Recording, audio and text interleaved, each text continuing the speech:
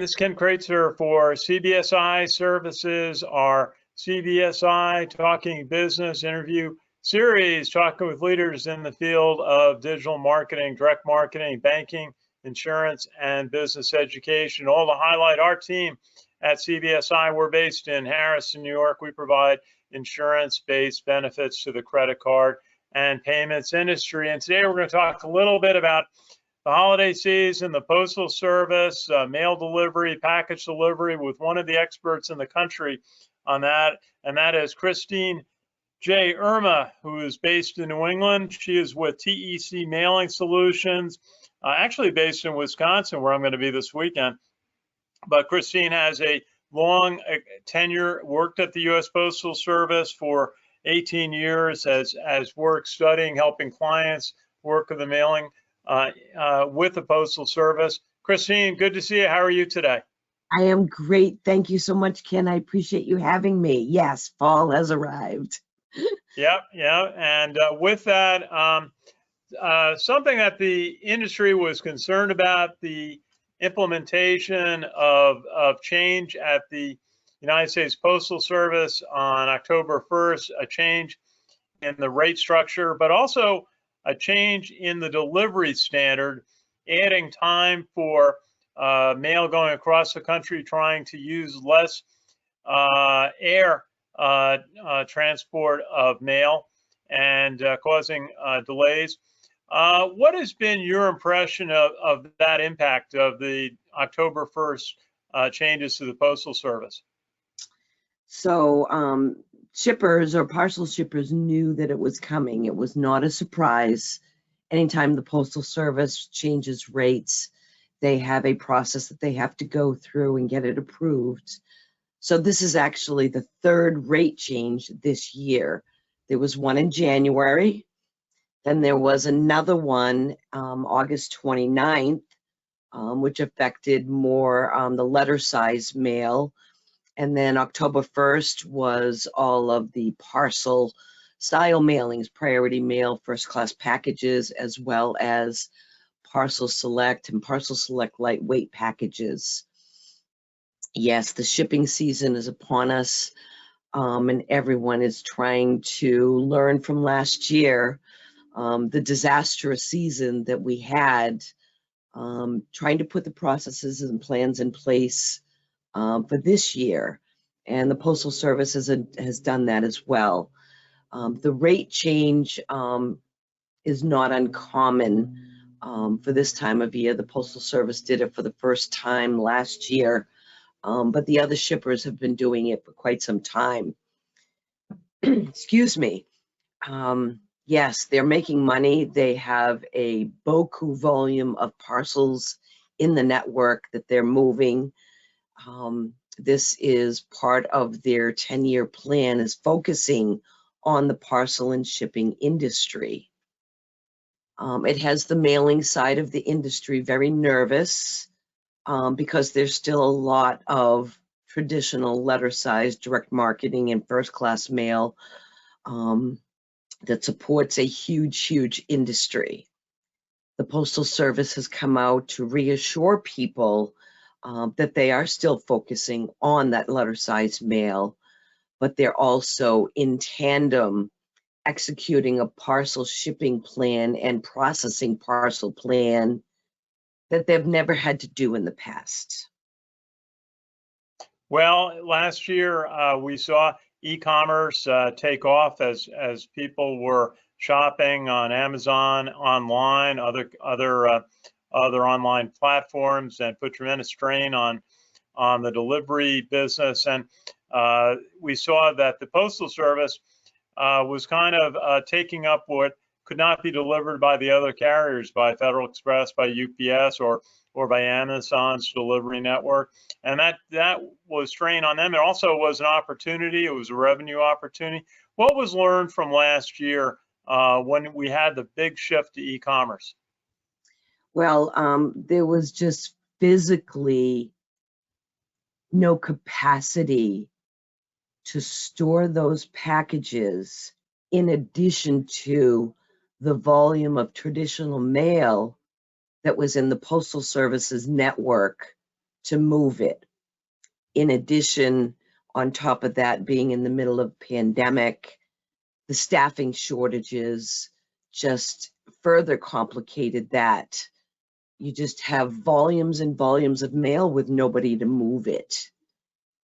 And the lessons learned and the takeaway of that disastrous last year of trying to move those, I mean, it took them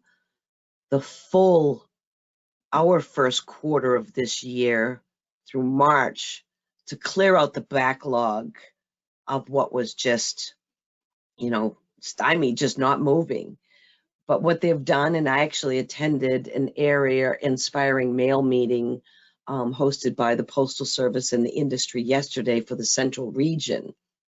And it has not been hidden, but the Postal Service has rented 12 production processing facilities specifically for parcels in preparation of this coming shipping season.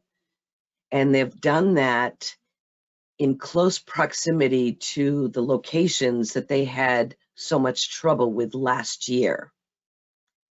So now they have capacity for moving parcels and moving mail through the network in preparation of the volumes that they're anticipating this year. We're right in the middle of the season where promotions are being mailed out. And it's sort of an interesting topic when you bring up in marketing meetings. Well, what percentage of promotional mail for catalog companies should be out in the mail? Certainly to better customers, to frequent customers, being able to show them something in print is advantageous. How has that been going? Where do you see the opportunities for companies to really showcase their merchandise options through catalogs and traditional print?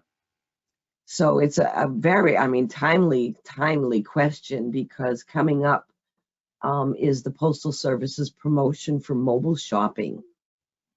And that promotion offers a 2% discount to the mailers on their outbound postage, providing they build a mobile shopping campaign so that when the recipient receives the catalog or the direct mail piece, it takes them to a website that they're able to purchase something. And that's the engagement that everyone is driving for, to mail more, to ship more, to buy more, and keep this ever cycle of commerce going in our country. But the promotion for the Postal Service for mobile shopping actually speaks directly to those retailers for that promotion to save money on postage and mail more. Very good. And then the other part of it we spoke of is delivery. Just being able to provide delivery of merchandise before holidays in a timely manner. What do you see happening this year? Are the staffing issues somewhat resolved from last year? Is new facilities going to be able to help process the volume faster for the Postal Service and the other carriers? So that is certainly their expectation and plan is that 12 facilities and the hundreds of thousands of square feet that those facilities represent will have that capacity to move that volume. The staffing issues have certainly leveled out with the pandemic. They are in a massive hiring mode right now in preparation, as is everybody else in the world. And we know the challenges around that in, whether it's your local fast food restaurant or your local whatever business, that, employees are just not there. So thank you to everyone that's showing up and doing their part of it. And that's going to be critical for the season, is that the employees show up and do their part to keep everything moving. From the service standard changes that the Postal Service announced as part of their 10-year plan, it is not a blanket slowing down of mail and packages across the network. It is only targeted to specific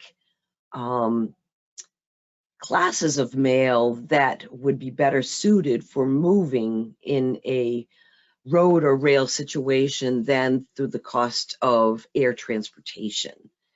And they're building that network to support those standards moving forward.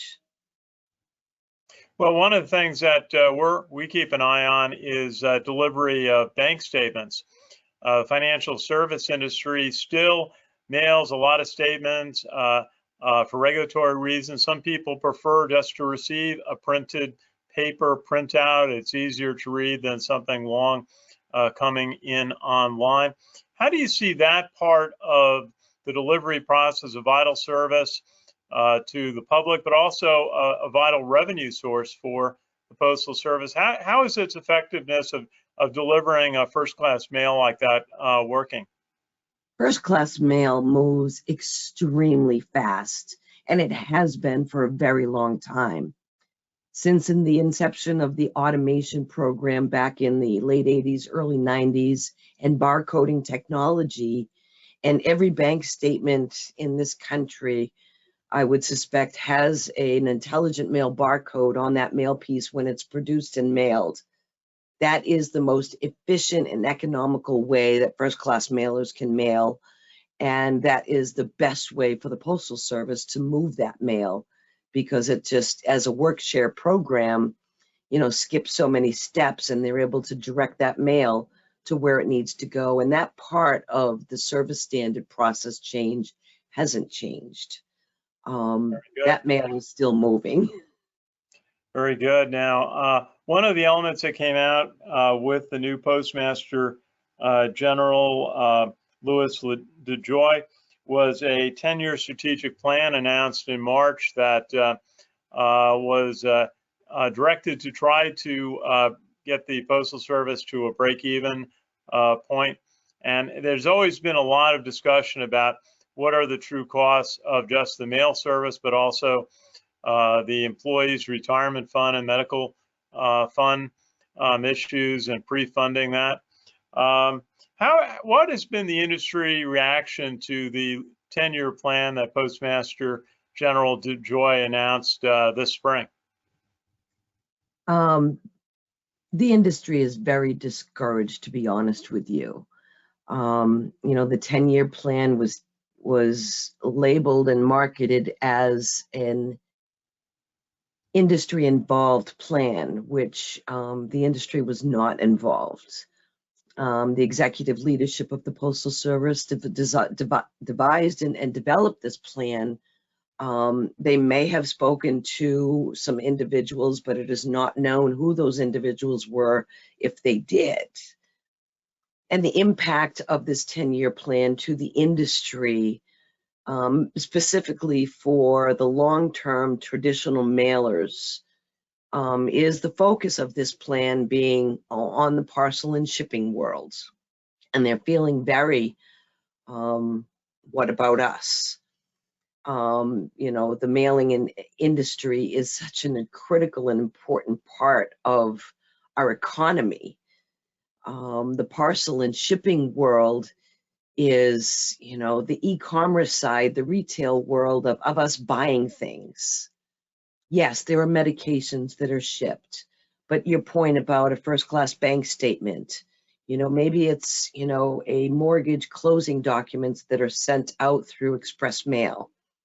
Maybe it's an important, birthday gift. First-class mail has been around for over 200 years, and it is still so vital to our economy. And that's what the mailing industry is kind of feeling left out about this 10-year plan, that it's just kind of status quo. It doesn't have any meat in it around the support and strategic plan around mail per se. And what's your thought about business-to-business mail? We're in our company in the office a couple of days a week. It's been a slower process than we expected on returning to the office, as is in many parts of the country. But business to business is still an important part of of mail service, and very vital for small companies sending out invoices. Not everything is done electronically. What are some of the ways that the Postal Service is effectively supporting return to offices and business-to-business mail that you see? So obviously from the beginning of the pandemic, when people just were not at those offices anymore, you know, the Postal Service, just like every other business, had to pivot. And they had to hold that mail back in the offices until they received some direction of, you know, when somebody was going to be there to pick it up, or coming to the Postal Service to pick up that business mail. You know, the one thing that didn't want to be done is mail just left at businesses unattended, because a lot of times they actually walk into a business and, you know, drop the mail with a receptionist. So in those cases, the mail comes back to the office and, you know, they hold it for someone to pick up, or alternative delivery instructions. But from this point forward, the Postal Service has a huge marketing team out there to understand where businesses are in their cycles of returning to the office or not. You know, over the course of the last year, those alternative plans have been put into place for some of the larger corporations where the mailroom was still an essential business, and they were still receiving all of their mail. Not unlike your office, you probably get a lot of mail coming into your office. We do. So if you think of, you know, any major corporation in a mailroom that's receiving, you know, thousands upon thousands, if not tens of thousands of mail pieces, and what do you have to do with that? Those essential employees, a lot of people got really quickly into scanning documents and emailing mail through scanned documents. You know, electronic, you know, converting that paper communication into electronic communication to get that piece to who it needed to go to quicker. They certainly set up distribution of mail to employees' homes. And I think that will continue, to your point around, you know, your company just not ready to have everyone back. I just saw a news article about an hour ago that PwC has just announced they've set up for worldwide 40,000 employees to work remotely permanently. So what does that do to the dynamics of mail distribution for a company? Yeah, that's a big switch when you have to switch addresses for someone to receive that mail at home, and or is it they're going to receive in the office and it's going to be bundled and periodically shipped to them. So much change. Hey, Christine, Erna, tell us a little bit about your company, TEC Mailing Solutions. You're manning the New England base, but they're based out in Wisconsin. Tell us a little bit about the team. I know we know Scott Eganhouse from the company. Yes, thank you so much, Ken. TEC Mailing Solutions is based in Wisconsin. Brian Euclid is the president and started this back in 2007. We are a cloud-based software company supporting the mailing and parcel shipping industries. We actually have a subsidiary called Parcel Prep for all of the parcel shippers out there that want to get into EVS shipping, which is directly entering that mail at the local post offices. But the software is all cloud-based, which we know in today's environment, and thankfully, for a business like ours, the pandemic was unaffected because we were always remote in a cloud environment, as was our clients that didn't have any interruptions in the services that we provide to them. But we're going gangbusters in the industry, and appreciate support like people like yourself, Ken, in allowing me the opportunity to share my expertise. And if there's anyone I can help out there, glad to do it. Well, you're just a delight to talk to, and so informed about a very important service, the United States Postal Service, and always good to talk with you. Do you have a final thought for us today? Go Army, or go Wisconsin. I don't know who you're rooting for. That's right. I'll be at the covering the Army at Wisconsin football game this weekend. Looking forward to that game. Christine Erna, great to see you from TEC Mailing Solutions, expert in everything about the United States Postal Service. I look forward to doing this again. And this is Ken Kreitzer for CBSI Services and our Talking Business interview series, and all to highlight the great work of our team here at CBSI in Harrison, New York. We provide insurance-based benefits to the credit card and payments industry. So thanks for watching today. I look forward to seeing you with another episode very soon.